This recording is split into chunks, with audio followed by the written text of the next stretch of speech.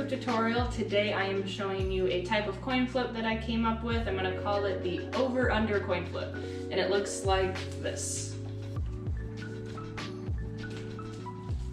So let's get started. Okay, so a prerequisite to this tutorial is just being able to do a coin flip in both of your hands. So other than that, we'll just get right on into it. Okay, so this move can be done on either side of your body, but I am going to be explaining it mostly coming from my left side. And like I said, if you know how to do a normal coin flip, then this won't be too bad. I would definitely recommend learning how to do a single coin flip though, prior to learning this one. So you're gonna start going into your regular coin flip. With this coin flip, your palm will be facing up. You're going to release it and then catch it with your, if I'm doing my first one with my left hand, you're gonna catch your first coin flip with your right hand. Your palm should be facing up and your thumb facing forward. From here, you're gonna let the momentum keep carrying it down in front of you, and this momentum coming from the left to the right side is all you need to be able to do the second coin flip.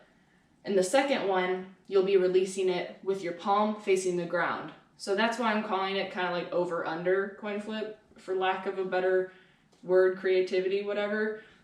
Because the first one, you're releasing palm facing up, and the second one is your palm facing down, and it's coming like over the back of your hand.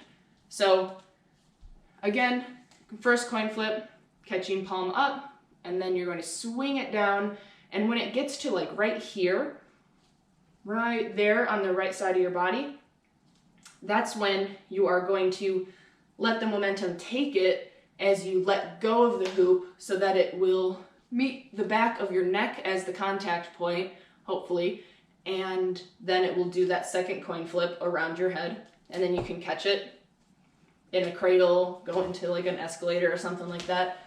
But just to see it again, first coin flip, catch, swing it down, second coin flip. I think a good tip while learning this move would be when you're releasing the second coin flip, because that one is probably the most difficult because it's coming from the other side of your hand, is when you're doing a normal coin flip, you know how it's contacting your full palm of your hand before you release it into that coin flip. Now the second one, it's no different, except it's not on the thumb side of your hand, it's on the pinky side of your hand. So before you let go of the second coin flip, make sure that it is still touching all the way from your pinky all the way down to your wrist on this side of your hand, maybe even your ring finger as well.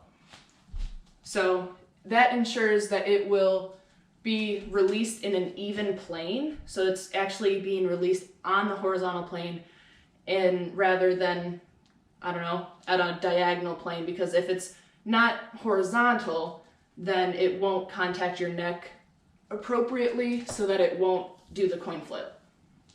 And then I will obviously show you some slow-mos as well, and then, yeah, let me know if you guys have any questions.